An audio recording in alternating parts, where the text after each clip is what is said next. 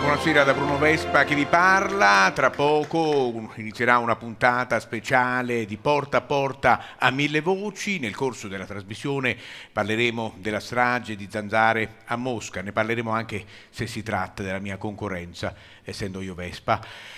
Ma prima una notizia purtroppo drammatica riguarda il giornalista Giuliano Ferrara, che è stato ferito da un colpo d'arma da fuoco sparato da sua moglie, la quale si è poi giustificata dicendo era l'unico modo per farlo secco. Ma passiamo finalmente al momento iniziale della trasmissione. Vi facciamo vedere ora un plastico. Ecco, vedete, qui c'è un plastico, non so se si può vedere, è il plastico del CD di una grande interprete, nonché anche autrice di un brano dal titolo Il grande anfitrione. Sto parlando della magnifica, sempre eccezionale Gio Di Sarno.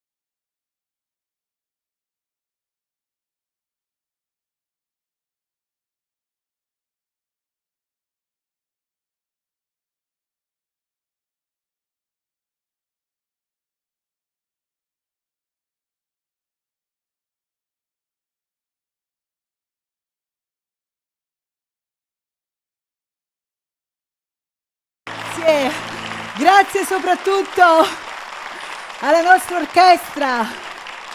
Grazie, grazie, grazie. Roma-Napoli.